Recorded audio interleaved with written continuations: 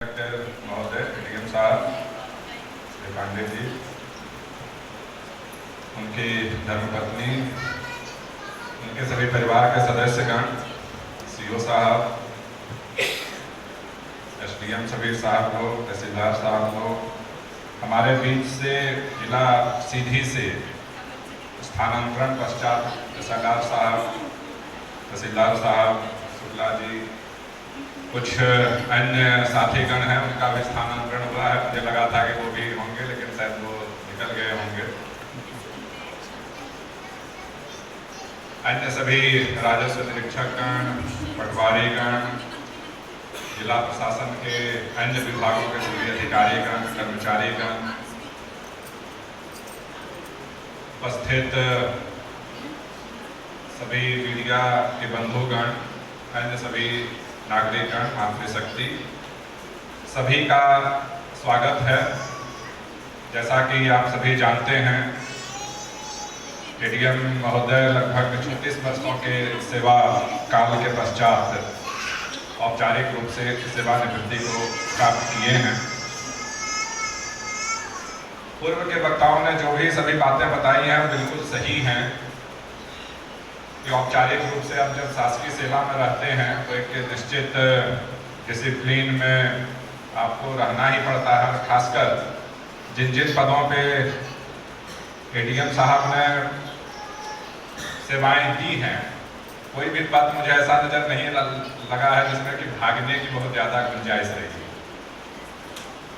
SLR के रूप में भी जब आप काम करते हैं और बाद में फिर अन्य डिप्टी कलेक्टर और आगे जब मूव ऑन करते हैं तो बहुत जगहों पे हमने भी देखा है अपने पिछले 7-8 साल के में, जैसे निर्वाचन के काम हों, भू अभिलेख और बंदोबस्त मूल काम होते ही हैं, बट अपने मूल काम के अलावा एसएलआर कुछ न कुछ महत्वपूर्ण विभागों को या कार्यक्रमों को इस प्रकार से संभाले रहते हैं कि उनके बिना फिर काम ही नहीं चल पाता। अगर एक दिन भी वो अगर छुट्टी पे चले जाएं तो लगता है कि फिर न कोई पत्र जा पा रहा है, न कोई और उस पर सारगर्भित चर्चाएं हो पा रही हैं।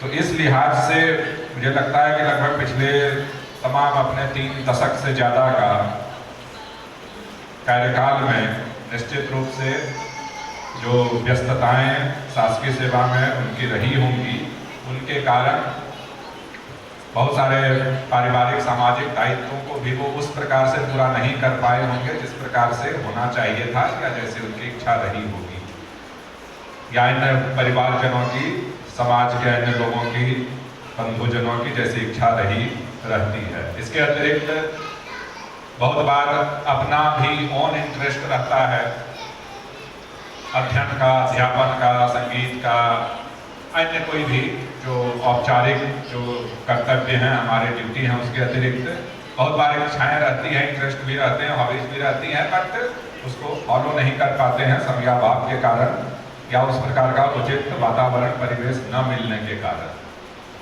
तो जिन भी क्षेत्रों में एडीएम साहब की अभिरुचि है, बहुत सारे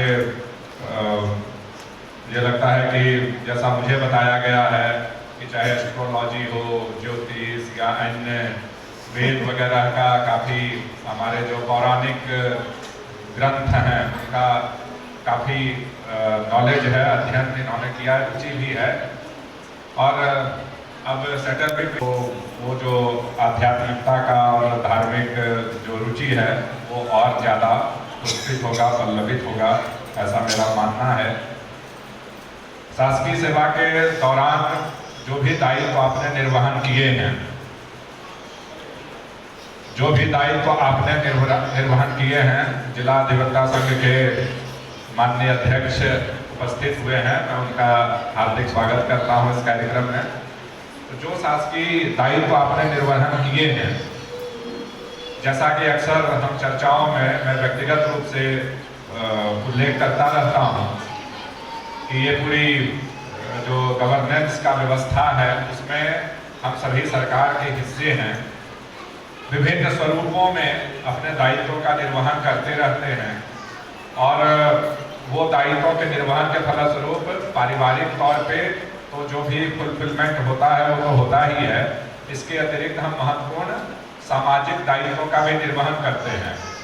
तो जो सरकार के सरकारी सेवक के तौर पे हम जो काम करते हैं वो ऐसा नहीं है, सरकार समाज से अलग नहीं है, समाज के लिए ही सरकार है। तो इस प्रकार से हम महत्वपूर्ण सामाजिक दायित्वों का भी निर्वहन करते हैं। और पिछले 3 दशक से ज़्यादा समयों में आपने समयावधि में विभिन्न शासकीय दायित्वों के माध्यम से और शासकीय दायित्व के इतर अन्य जो विभिन्न जगहों पे आपने करीब करीब मुझे लगता है कि 1 दर्जन जिलों में अपनी सेवाएं दी हैं विभिन्न कैपेसिटीज में। तो उन जगहों पे शासकीय दायित्व के अतिरिक्त सामाजिक रूप से भी आपने जो वैल्यू एडिशन किया होगा, जो सकारात्मक प्रभाव किया होगा, वो काफ़ी समाज के लिए, सरकार के लिए, नागरिकों के लिए काफ़ी प्रभावशाली रहा होगा, ऐसा मेरा मानना है। उसके लिए भी आपको काफ़ी हार्दिक बधाई मेरी तरफ से। बिल्कुल ये सही बात है कि मिलन और बिछड़न शाश्वत नियम है, प्रकृति का भी नियम है। शासकीय सेवा उस प्रकृति का एक हिस्सा है, एक बहुत छोटा स्वरूप है। तो इसमें भी जब सेवा की शुरुआत हुई है तो सेवा का अंत होना भी निश्चित है। तो इस लिहाज से आज औपचारिक रूप से जो आपकी एक दीर्घावधि की सेवावधि रही है उसका औपचारिक रूप से अंत हुआ है। नए जो जर्नी में आप जाएंगे उसमें आपका जो एक लंबा अनुभव रहा है, एक प्रबुद्ध नागरिक के तौर पर, एक जिम्मेदार नागरिक के तौर पे, उससे जो अनुभव है वो निश्चित रूप से परिवार के लोग, समाज के लोग जहाँ कहीं भी रहेंगे और इस क्षेत्र के लोग, मेरा पूरा यकीन है कि आपसे विभिन्न रूपों में जुड़े रहेंगे, क्योंकि ये दूरी बहुत ज़्यादा नहीं है, भौतिक रूप से भी बहुत दूरी नहीं है। वैसे आज का समय डिजिटल एज है, दूरी बहुत मायने नहीं रखती है, लेकिन भौतिक रूप से भी। और प्रयागराज ऐसा जगह है जहाँ पे कि लोग वैसे भी जुड़े रहते हैं। तो आपसे मेरा पूरा मानना है कि लोग जुड़े रहेंगे। आपका जो ये सुदीर्घ सेवा रहा है, सेवा काल रहा है, उसमें आप एक जो प्रबुद्ध नागरिक, जिम्मेदार शासकीय सेवक के तौर पे आपने कर्तव्यों का निर्वहन किया है, उसके आगामी पारी में भी परिवार, समाज विभिन्न रूपों में लाभान्वित होगा, ऐसा भी मेरा पूरा यकीन है। परिवार के सदस्यों पे, आपकी धर्मपत्नी को और आपके परिवार के अन्य सभी सदस्य जो यहाँ उपस्थित हैं, मैं उनको भी साधुवाद धन्यवाद देना चाहूँगा।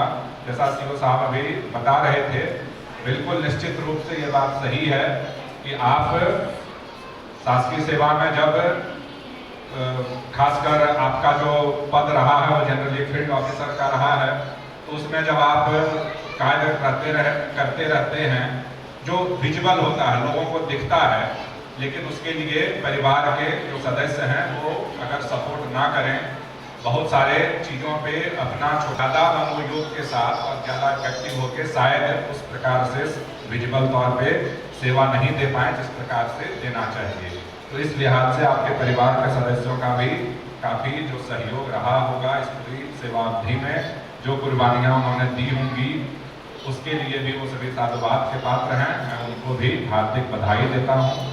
ईश्वर से केवल मैं यही प्रार्थना कर सकता हूँ कि आपका जो आने वाला समय है वो स्वस्थ रहे और आप एक प्रबुद्ध नागरिक तो हैं ही, उस रूप में समाज में अपना ज्ञान और खुशियाँ बिखेरते रहें और समाज के नागरिक भी उससे विभिन्न स्वरूप में लाभान्वित होते रहेंगे। पुनः आपको एक सुदीर्घ सेवा काल के एक सम्मानजनक रूप से पूरा करने हेतु, सम्मानजनक रूप से उसका अंत आने हेतु आपको बहुत बहुत बधाई। आगामी पारी के लिए भी मेरी हार्दिक शुभकामनाएं। ईश्वर की कृपा पे बनी रहे और आपकी जो आस्था है, जो आध्यात्मिक दृष्टिकोण है, वो भी इसी प्रकार से पुष्पित पल्लवित होते रहे। एक बार पुनः हार्दिक बधाई आपको और आयोजनकर्ताओं को भी हार्दिक बधाई। धन्यवाद।